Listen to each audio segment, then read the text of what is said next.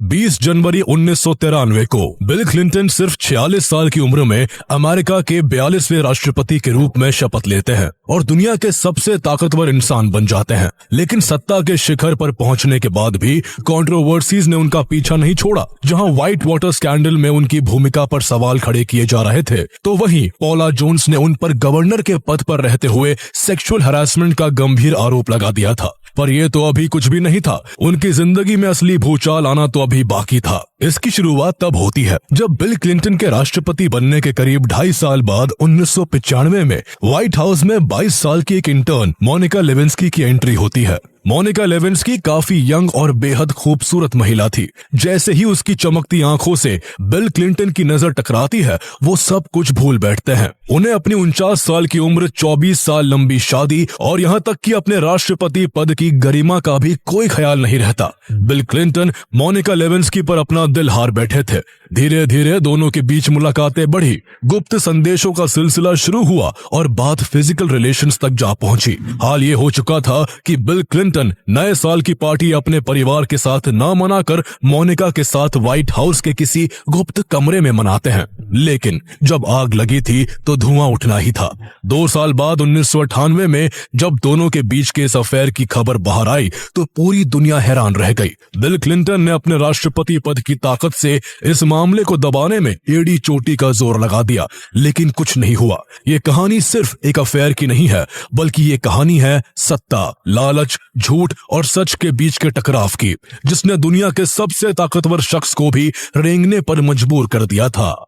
साल 1995 में पोर्टलैंड के एक कॉलेज से साइकोलॉजी में ग्रेजुएशन करने के बाद मोनिका लेविंस्की व्हाइट हाउस में अनपेड इंटर्नशिप करने लगती है। मोनिका ने लियोन पेनेटा के ऑफिस को ज्वाइन किया था, जो उस समय white house chief of staff थे। करीब 6 महीने तक व्हाइट हाउस में एज एन इंटर्न काम करने के बाद नवंबर महीने में मोनिका लेविंस्की की इंटर्नशिप खत्म हो रही थी, इसलिए उसने व्हाइट हाउस में ही पेइंग जॉब के लिए अप्लाई कर दिया। उसका इंटरव्यू हुआ और इंटरव्यू पास करने के बाद उसे ऑफिस ऑफ लेजिस्लेटिव अफेयर्स में जॉब मिल गई। यहाँ उसका काम सांसदों के लेटर्स को ओवल ऑफिस तक पहुंचाने का था।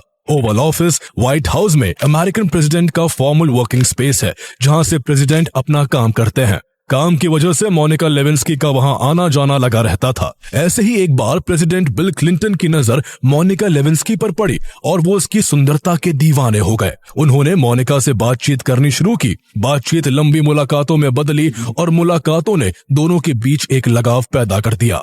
प्रेसिडेंट बिल क्लिंटन इस रिश्ते को आगे बढ़ाने में काफी इंटरेस्टेड थे। मोनिका लेविंस्की उस समय केवल 22 साल की थी, जबकि बिल क्लिंटन 49 साल के थे और हिलरी क्लिंटन के साथ उनकी शादी को 24 साल हो चुके थे।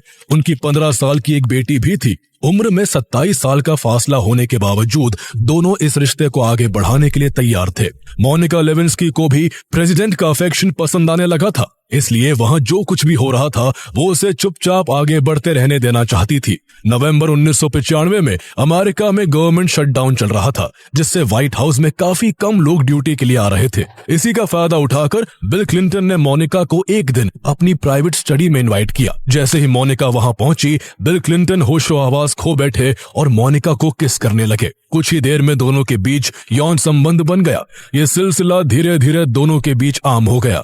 हर गुजरते दिन के साथ उनकी नजदीकियां बढ़ती गई।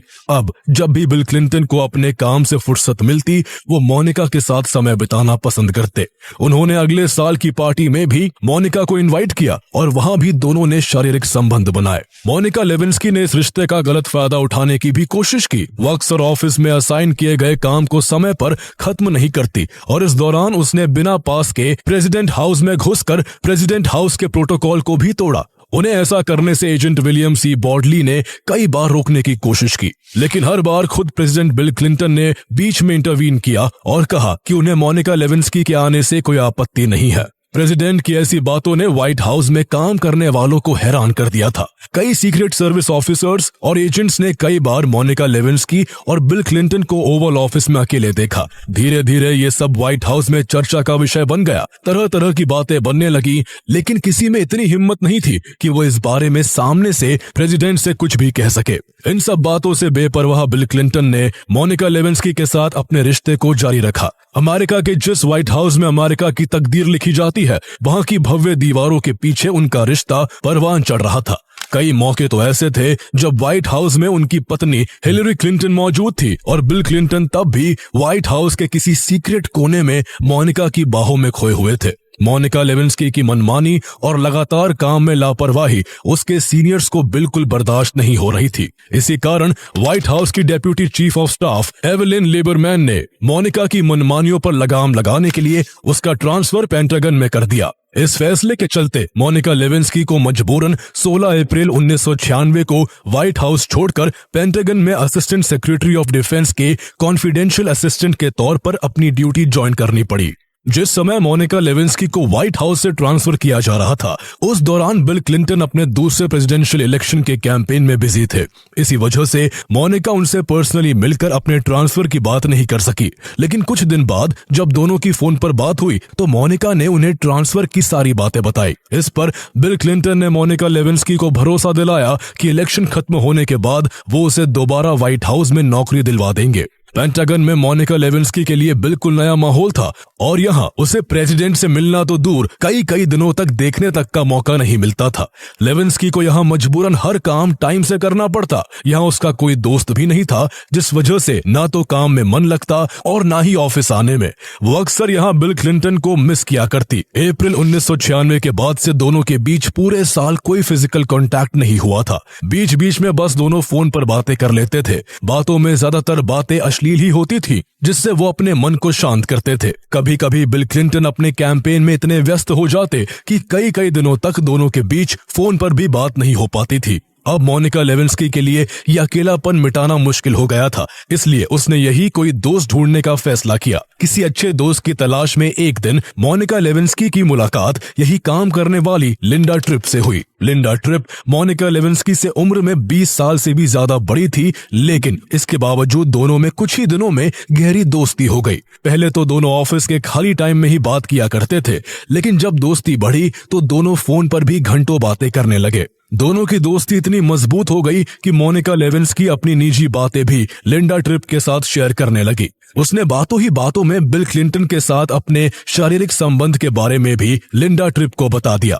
मोनिका लेविंस्की को अंदाजा भी नहीं था कि जिसे वह अपनी सबसे अच्छी दोस्त मानकर अपनी जिंदगी के अनछुए राज बता रही है, उससे आगे चलकर एक ऐसा भूचाल खड़ा हो जाएगा जो उसकी जिंदगी के साथ साथ अमेरिका की पॉलिटिक्स में भी एक तूफान लाकर रख देगा। मोनिका लेविंस्की जो भी बातें लिंडा ट्रिप को बताती थी, लिंडा उन सभी बातों को अपनी दोस्त और लिटरेरी एजेंट लूसियान गोल्डबर्ग के साथ शेयर कर देती थी। लिंडा ने गोल्डबर्ग को प्रेसिडेंट बिल क्लिंटन और मोनिका लेविंस्की के रिश्ते के बारे में भी बता दिया था। लूसियान गोल्डबर्ग को बिल क्लिंटन ना तो पर्सनली पसंद थे और ना ही आइडियोलॉजिकली। वो क्लिंटन का डाउनफॉल देखना चाहती थी और उसे मोनिका लेविंस्की के साथ क्लिंटन के अफेयर को एक्सपोज करना इसका सबसे सही मौका लगा। इसके बाद गोल्डबर्ग ने लिंडा से कहा कि अगर तुम मोनिका को एक दोस्त के रूप में खोने के लिए तैयार हो तो मैं इस खबर को प्रेस और पब्लिक में ले जाना पसंद करूंगी, लेकिन इसके लिए हमें कुछ एविडेंस की जरूरत होगी। इसके बाद लिंडा ट्रिप ने वैसा ही किया जैसा लूसियान गोल्डबर्ग ने कहा। गोल्डबर्ग की सलाह पर लिंडा ने अक्टूबर 1997 से लेविंस्की के साथ होने वाली बातों को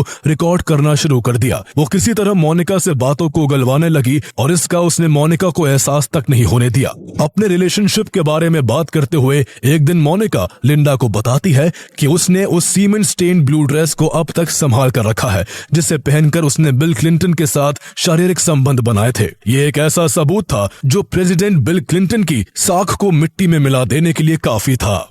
साल 1996 में अमेरिका में जो इलेक्शंस हुए थे, उसमें जीत हासिल करके बिल क्लिंटन भले ही दोबारा अमेरिका के प्रेसिडेंट बन गए थे, लेकिन इस दौरान उनकी जिंदगी में हंगामा मचा हुआ था। अतीत के उनके कुछ काम उनके गले की फांस बन गए थे और उनके ऊपर 2 कोर्ट केस चल रहे थे। पहला केस व्हाइट वाटर स्कैंडल का था। दरअसल साल 1978 में जब बिल क्लिंटन आर्कनसॉ के गवर्नर हुआ करते थे, उस समय उन्होंने और उनकी पत्नी हिलरी क्लिंटन ने अपने 2 दोस्तों जेम्स मैकडोगल और सूजन मैकडोगल के साथ मिलकर आर्कनसॉ में 230 एकड़ की जमीन खरीदी थी। आगे चलकर ये पूरी डील एक बड़ी फर्जीवाड़ा साबित हुई, जिसके चलते सरकार को लाखों डॉलर्स का नुकसान झेलना पड़ा। आगे इसमें शामिल 11 लोगों पर केस फाइल किया जाता है, जिसमें जेम्स मैकडोगल और सूजन मैकडोगल के साथ कुछ और लोगों को जेल की हवा खानी पड़ती है। चूंकि ये घोटाला जेम्स मैकडोगल की company white water development corporation के जरिए किया गया था, इसलिए इसे व्हाइट वाटर स्कैंडल के नाम से जाना जाता है। हालांकि उस समय बिल क्लिंटन और उनकी पत्नी हिलरी क्लिंटन इस केस से बच निकले थे, लेकिन जैसे ही 1992 में बिल क्लिंटन प्रेसिडेंट के इलेक्शन में उतरे, उनके विरोधियों ने व्हाइट वाटर स्कैंडल के गड़े मुर्दे फिर से खोद निकाले थे। ये मुद्दा फिर से मीडिया की सुर्खियों में था और इसी बीच व्हाइट हाउस में एक ऐसी घटना घटी जिसने इस केस को और भी कॉम्प्लिकेटेड बना दिया था। इस केस में उस समय डेप्यूटी व्हाइट हाउस काउंसिल रहे विंस फॉस्टर का भी नाम जुड़ा हुआ था। वो इसका प्रेशर नहीं झेल पाए और जुलाई 1993 में उन्होंने आत्महत्या कर ली। इस केस में बिल क्लिंटन तब और भी फंसते दिखे जब नवंबर 1993 में डेविड हेल नाम का एक शख्स बिल क्लिंटन पर आरोप लगा देता है कि उन्होंने उस पर सूजन मैकडोगल को $3 लाख का लोन देने के लिए प्रेशर डाला था। इसके बाद जनवरी 1994 में अटॉर्नी जनरल रीनो इस केस को फिर से इन्वेस्टिगेट करने की जिम्मेदारी स्पेशल प्रोसिक्यूटर रॉबर्ट बी फिस्क को सौंप देते हैं। इस केस की जांच अभी शुरू ही हुई थी कि इसी साल प्रेसिडेंट बिल क्लिंटन पर एक और केस फाइल हो जाता है। ये केस पॉला जोन्स नाम की एक महिला ने किया था, जिसका आरोप था कि 1991 में जब वो आर्कनसॉ में एक लो लेवल स्टेट एम्प्लॉय के तौर पर काम करती थी, तब बिल क्लिंटन ने अपने गवर्नर के पद का फायदा उठाते हुए उसके साथ यौन शोषण किया था। पॉला जोन्स ने बिल क्लिंटन के खिलाफ फेडरल कोर्ट में केस फाइल करते हुए $7 लाख का मुआवजा मांगा था। हालांकि बिल क्लिंटन ने इस एलिगेशन को मानने से इनकार कर दिया, लेकिन उन पर पहले व्हाइट वाटर स्कैंडल और फिर यौन शोषण का आरोप लगने से पूरे अमेरिका में भूचाल मचा हुआ था। इन दोनों केसेस की जांच की जिम्मेदारी केनेथ स्टार को मिलती है, लेकिन बहुत कोशिश के बाद भी उन्हें कोई भी ऐसा एविडेंस नहीं मिल पाता जिसके बिहाफ पर बिल क्लिंटन को दोषी ठहराया जा सके। जब बिल क्लिंटन पॉला जोन्स द्वारा लगाए गए सेक्सुअल हरासमेंट केस में भी नहीं फंसते और दोबारा से प्रेसिडेंट बन बैठते हैं, तो लूसियान गोल्डबर्ग गुस्से से भर जाती है। उसे बाद में जब लिंडा ट्रिप के जरिए बिल क्लिंटन और मोनिका लेविंस्की के रिश्ते के बारे में पता चला, तब उसने बिल क्लिंटन के खिलाफ केस मजबूत करने के लिए ही लिंडा ट्रिप से मोनिका लेविंस्की की बातों को रिकॉर्ड करने के लिए कहा था। लिंडा ट्रिप ने जब मोनिका लेविंस्की की बातों को रिकॉर्ड कर लिया, जिसमें सीमेन स्टेन्ड ब्लू ड्रेस का जिक्र भी था, तब लूसियान गोल्डबर्ग लिंडा ट्रिप से उन रिकॉर्डेड टेप्स को केनेथ स्टार के पास ले जाने के लिए कहती है, लेकिन लिंडा ट्रिप ऐसा करने से मना कर देती है, जिसके बाद गोल्डबर्ग खुद बिल क्लिंटन और मोनिका लेविंस्की के अफेयर की पूरी कहानी इन्वेस्टिगेटिव जर्नलिस्ट और न्यूज़वीक के रिपोर्टर माइकल इसिकोफ को बता देती है। जर्नलिस्ट माइकल इसिकोफ 17 जनवरी 1998 को इस अफेयर की खबर को अपनी मैगजीन में छाप देते हैं। इसके बाद अमेरिका के बड़े बड़े न्यूज़पेपर्स इस खबर को धड़ल्ले से कवर करते हैं और टीवी पर भी यही खबर चलने लगती है। एक झटके में पूरी दुनिया का ध्यान बिल क्लिंटन और मोनिका लेविंस्की के एक्स्ट्रा मैरिटल अफेयर की तरफ शिफ्ट हो जाता है। अमेरिकन पॉलिटिक्स में इस खबर से हंगामा मच गया। बिल क्लिंटन के कैरेक्टर पर सवाल खड़े होने लगे और अमेरिका के लोग गुस्से में उनके बारे में बुरा भला कहने लगे। यूं अपने अफेयर को मीडिया की सुर्खियों में आने से बिल क्लिंटन हैरान रह गए। उन पर इतना दबाव बढ़ गया कि उन्हें खबर के बाहर आने के केवल 9 दिन बाद 26 जनवरी 1998 को अपनी पत्नी के साथ टीवी के लाइव शो में आकर सफाई देनी पड़ती है। वो मोनिका लेविंस्की के साथ किसी भी तरह के अफेयर से इनकार करते हुए कहते हैं, बिल क्लिंटन साफ तौर पर झूठ बोल रहे थे और इस झूठ से गुस्से में आकर लिंडा ट्रिप उनके अफेयर की बातों की रिकॉर्डेड टेप को केनेथ स्टार को दे देती है, जो बिल क्लिंटन के ऊपर लगे आरोपों की जांच कर रहे थे। केनेथ स्टार कोर्ट से परमिशन लेकर इस मामले की भी जांच करने लगते हैं। अब जांच का दायरा बढ़ जाता है और बिल क्लिंटन पूरी तरह से विवादों में फंस जाते हैं।